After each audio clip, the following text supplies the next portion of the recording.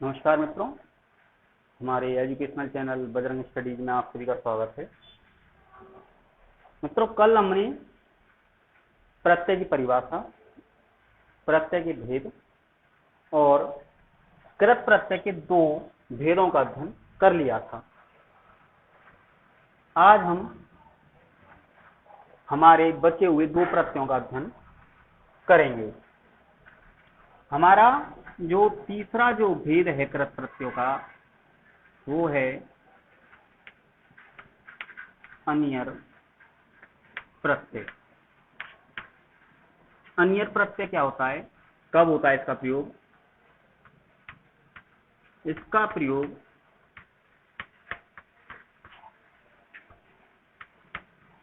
योग्य और चाहिए अर्थ में होता है। चाहिए अर्थ में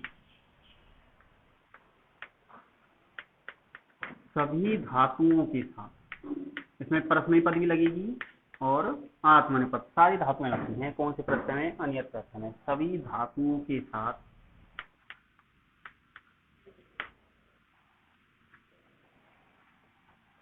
किया जाता है।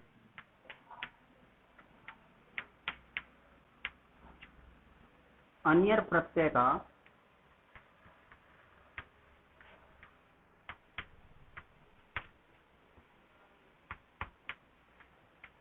अनीय शेष रहता है। अन्यर प्रत्यय का अनीय शेष रहता है। अन्यर प्रत्यय से बने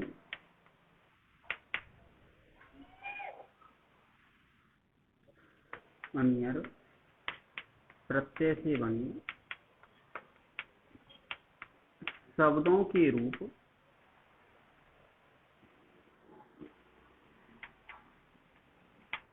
पुल्लिंग में राम, स्त्रीलिंग में लता और नपुंसकलिंग में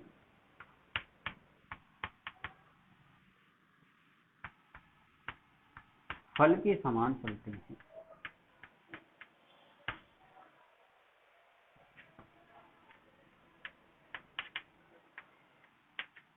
सुनिए, अन्यर प्रत्यय का प्रयोग कब करते हैं? जब क्या अर्थ निकलता है? योग्य और चाहिए अर्थ निकलता है। तो सभी धातु के साथ हम कौन से प्रत्यय का प्रयोग करते हैं? अन्यर प्रत्यय का।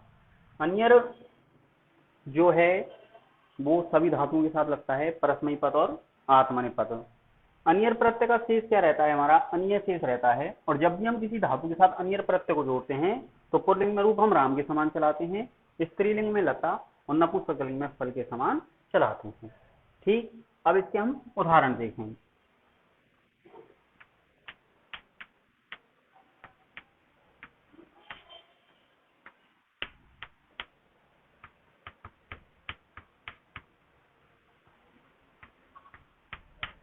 हमारे पास धातु है पठ, प्रत्यय है हमारा अन्यर। पठ में अन्यर जोड़ेंगे तो क्या बनेगा? पुल्लिंग में पठनीय। अन्यर का अन्य शेष रहा रूप राम के समान, तो क्या बना हमारा? पठनीय। स्त्रीलिंग में लता, लता में आती है आती मात्रा, तो ये क्या बना हमारा? पठनिया। नपुंसकलिंग में फल, फलम आता है, तो ये क्या बन गया? पठनियम। पठ में जब अन्य जोड़ा तो पुल्लिंग में पठनीय, स्त्रीलिंग में पठनिया, नपुंसकलिंग में पठनियम। अगला उदाहरण देखें, लिख। लिख के साथ जब हम अन्य प्रत्यय जोड़ेंगे तो ये बनेगा हमारा लेखनीय, लेखनिया, लेखनीय, लेखनीय, लेखनिया, लेखनियम। अगली धातु देखें हम अपनी हस धातु, तो क्या बनेगा? ये पुल्लिंग में हसनीय, हसनिया, हसनियम।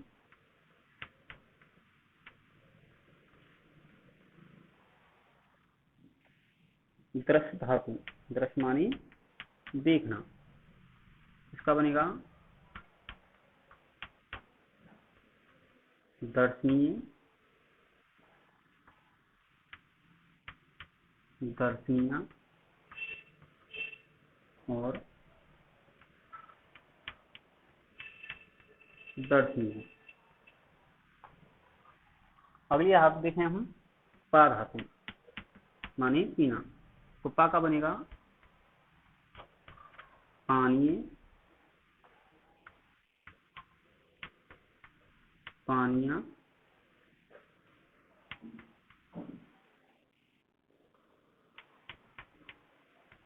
पानीयम। क्या बनेगा? पानीय, पानीय, पानीयम। याद रखना है हमें, जब पा धातु को हम सत्री प्रत्यय के साथ जोड़ेंगे तब पा को पेप कर देंगे, तो तब क्या बनेगा हमारा? पुल्लिंग में पेबन, स्त्रीलिंग में पेबंती और नपुंसकलिंग में बनेगा हमारा पेबत। जब पा को हम सत्री के साथ जोड़ेंगे तो क्या बनेगा? पेबन, स्त्रीलिंग में पेबंती, नपुंसकलिंग में पेबत। लेकिन जब अन्य या तब्यत के साथ जोड़ेंगे हम तब पा का पा ही रहेगा, पेब नहीं होगा, तो ये बात आपको याद रखनी है। ऐसी दृश्य धातु को जब हम सत्री के साथ जोड़ेंगे तो क्या बनेगा? पश्यन, पश्यंती, पश्यत, और अन्य प्रत्यय के साथ जोड़ा तो क्या बना? दर्शनीय, दर्शनीय, दर्शनीयम। अगली धातु देखें हम, जी, जी माने जीतना, तो जी का क्या बनेगा? जैनीय, जैनिया,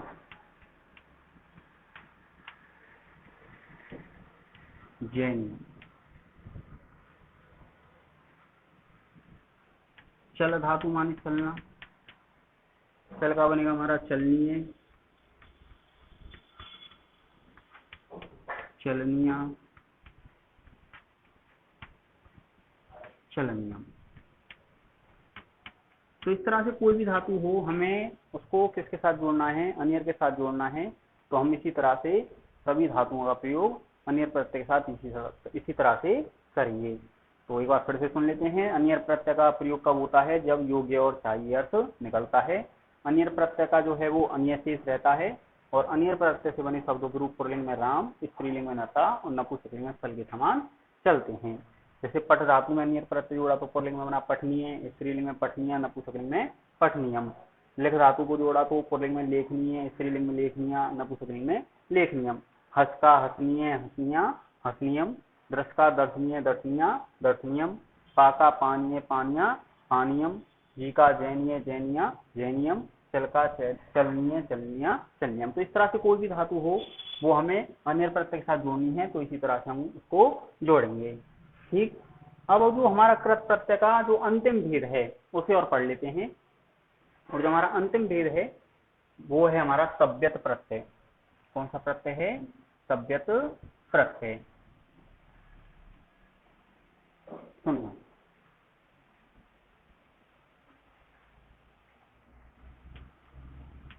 चौथा जो भेद है हमारा वो है हमारा तब्यत प्रत्यय।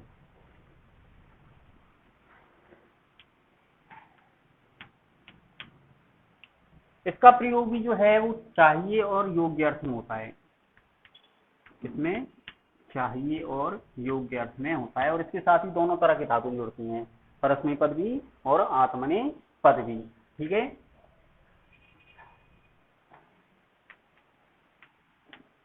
सुनना भाई, तब्यत प्रत्यय का प्रयोग योग्य और चाहिए अर्थ में सभी धातुओं के साथ किया जाता है।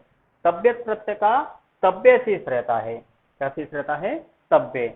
और तब्यत प्रत्यय से बने शब्दों के रूप पुल्लिंग में राम, स्त्रीलिंग में लता और नपुंसकलिंग में फल के समान चलते हैं। तो ये क्या है? हमारा तब्यत प्रत्यय की जो है भाषा है। अब हम पढ़ते हैं तब्यत प्रत्यय के उदाहरण।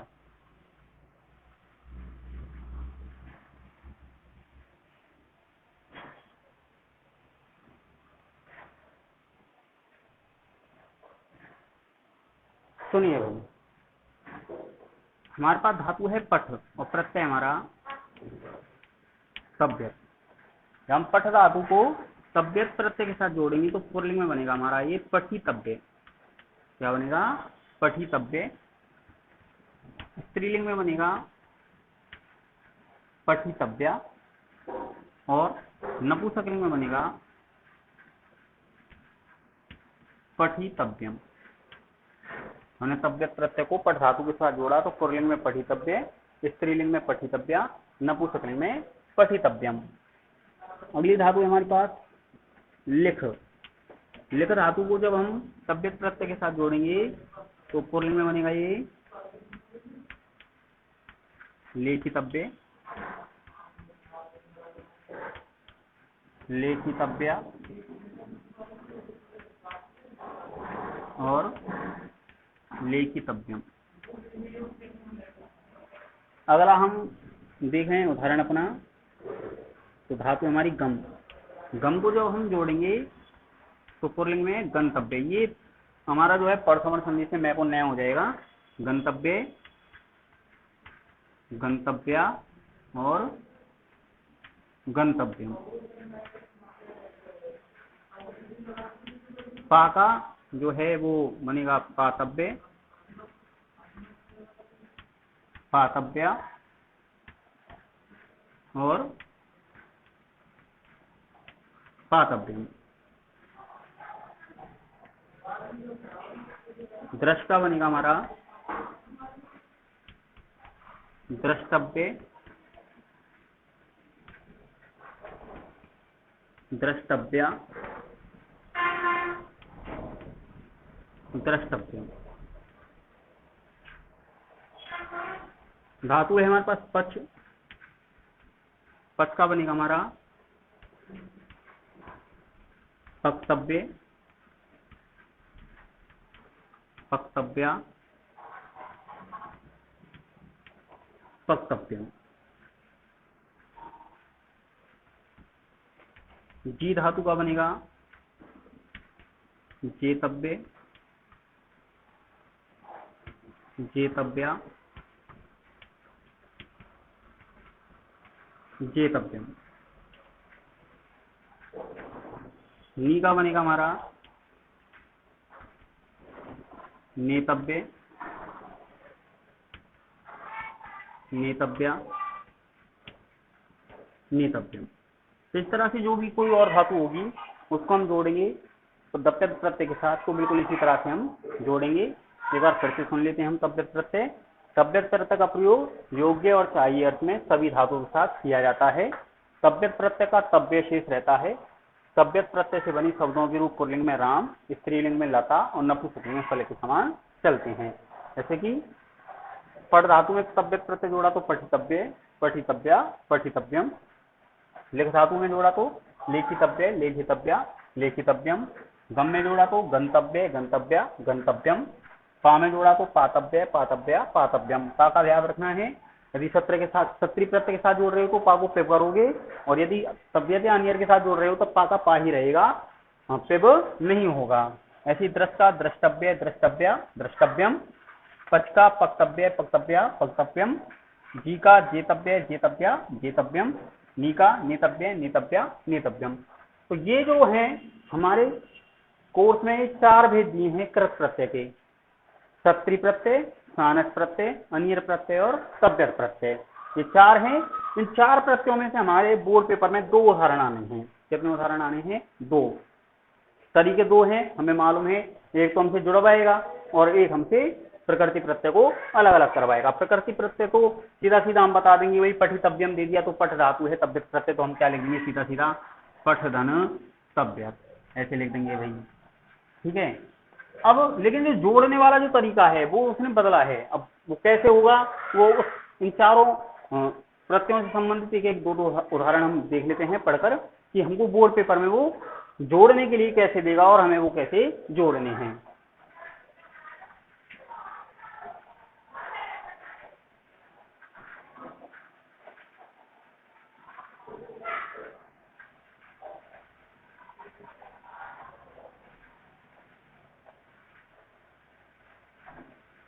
देखिए,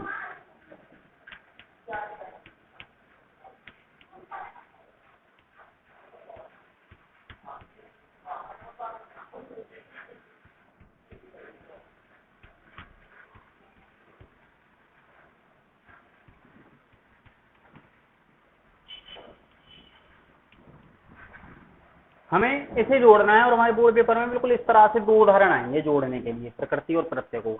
पहले तो सीधा सीधा आ जाता था कि पादन छत्री को जोड़ दो तो पिबन लिख सकते थे या पिबंती लिख सकते थे या पिबत लिख सकते थे, जो भी हमारी छठी वो लिख सकते थे। लेकिन इस बार ऐसा नहीं है, इस बार हमको वाक्य की पूर्ति करनी है, ऐसे स्थान की पूर्ति करनी है।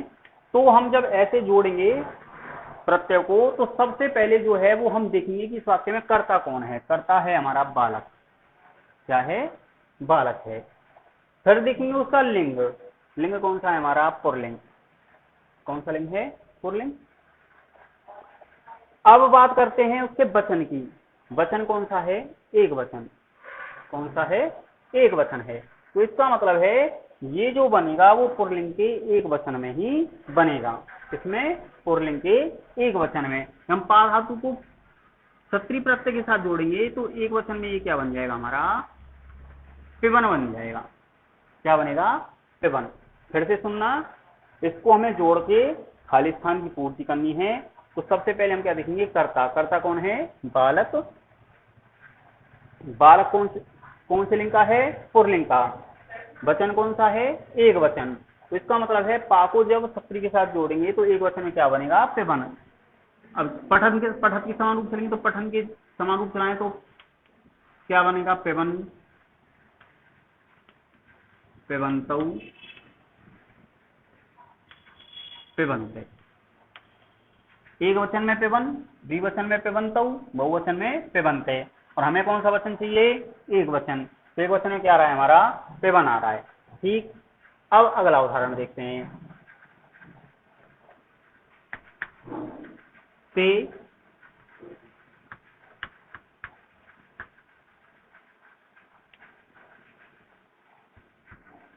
चलचित्रम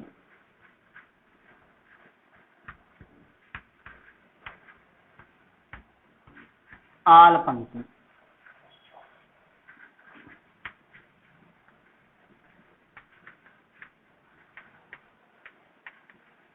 दृश्य धन सत्री।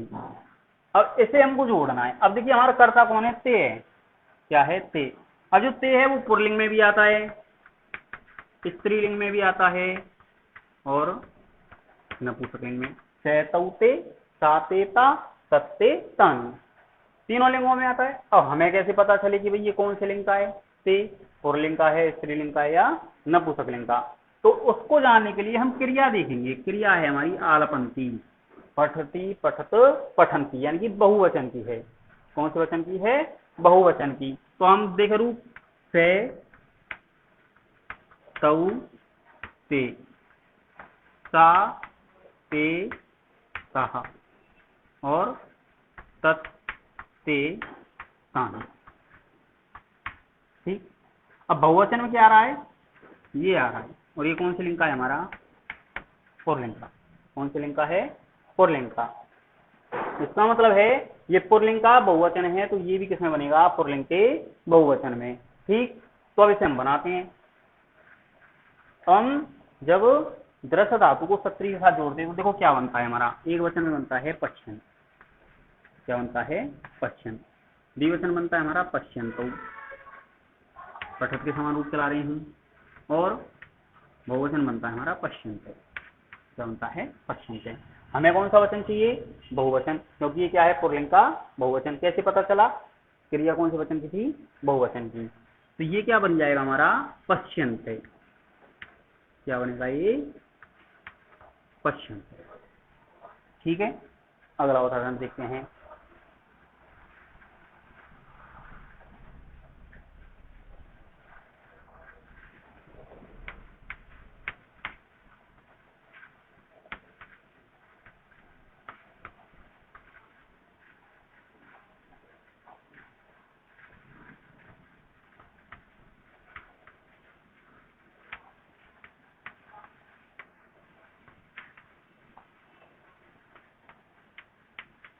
अब हमें ये जोड़ना है। ठीक है। हम कर्ता देखे, कर्ता कौन है, माता। स्त्रीलिंग है और एक वचन है। तो इसका मतलब है ये भी जो बनेगा वो स्त्रीलिंग के एक वचन में बनेगा। और जब पच धातु को हम स्त्रीलिंग में बनाएंगे सत्री के साथ तो क्या बनेगा हमारा एक वचन में, पचंती। नदी के समान रूप चलेंगे, नदी में बड़ी की मात्रा आती है तो क्या बनेगा हमारा, पचंती। तो इस तरह से हमें 2 उदाहरण आएंगे हमारे पेपर में। अगला उदाहरण देखें।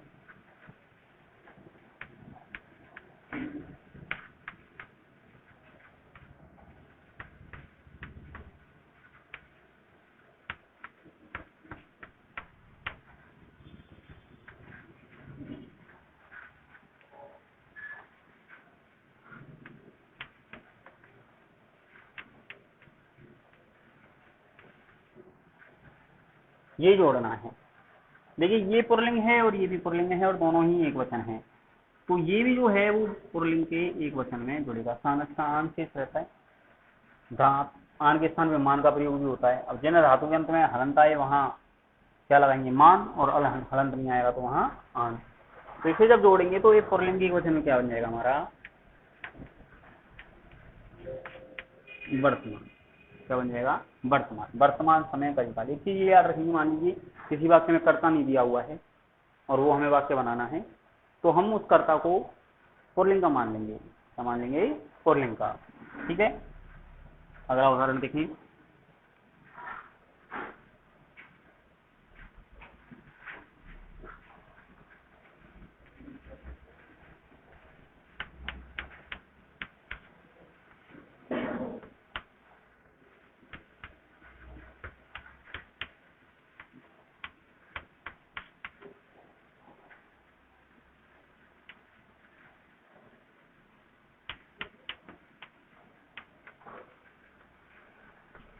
ये जोड़ना है, ये है हमारा स्त्रीलिंग का एक वचन। तो ये भी किसमें बनेगा, हमारा स्त्रीलिंग के एक वचन में। वृद्ध धातु में जब स्थानक प्रत्यय जोड़ेंगे तो क्या बन जाएगा, वर्धमाना। क्या बन जाएगा, वर्धमाना। ठीक है, अगला आप देखें उदाहरण ही।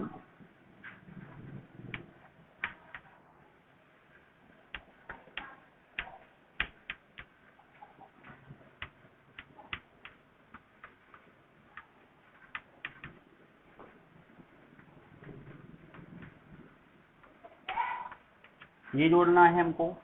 देखिए ये पुल्लिंग का एक वचन है, अयम पुल्लिंग में आता है एक वचन में, ये भी पुल्लिंग का एक वचन है। तो इसका मतलब है ये जो जोड़ेगा वो भी पुल्लिंग के एक वचन में जुड़ेगा। और जब हम लेकर धातु को अन्य प्रत्यय के साथ जोड़ेंगे तो क्या बन जाएगा, ये लेखनीय। ठीक है, अगला उदाहरण देखिए।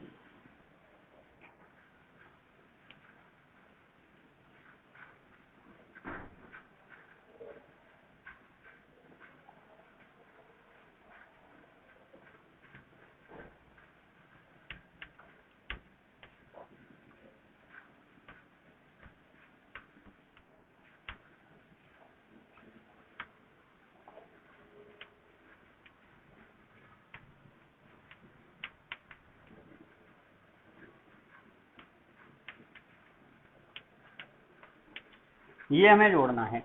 ठीक है, और देखिए ये नपुंसकलिंग का बहुवचन है, इदम, इमे, इमानी। और ये भी क्या है हमारा, नपुंसकलिंग का बहुवचन। तो ये भी किसमें बनेगा, नपुंसकलिंग के एक वचन और बहुवचन में। अब इसको यदि हम जोड़ें तो ये एक वचन में बनेगा, दर्शनीयम। क्या बनेगा, दर्शनीयम। और दर्शनीयम के रूप हमें किसके समान चलाने हैं, फल के समान। तो फल के रूप कैसे थे, फलम, फले, फलानी। तो ये क्या बनेगा, दर्शनीयम, दर्शनीय, दर्शनीयानी। क्या बन जाएगा, ये दर्शनीयानी। क्यों बना, क्योंकि ये नपुंसकलिंग का बहुवचन है, ये भी क्या है, नपुंसकलिंग का बहुवचन। तो ये भी जब हम किसमें बनाएंगे, नपुंसकलिंग के बहुवचन बनाएंगे। और जब इसे हम नपुंसकलिंग बहुवचन बनाएंगे तो क्या बनेगा, ये हमारा दर्शनीयानी बनेगा। अगला उदाहरण देखें हम।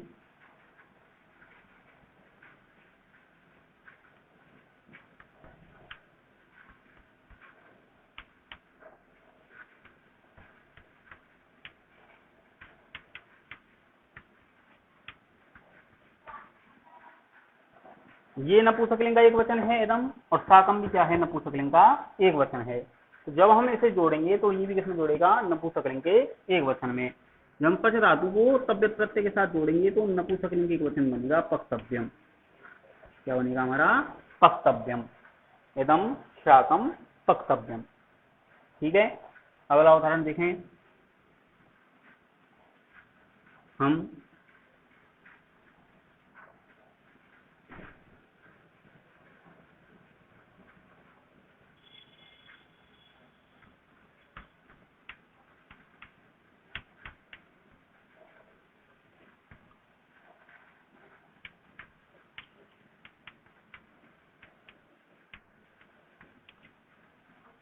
ये हमें बनाना है।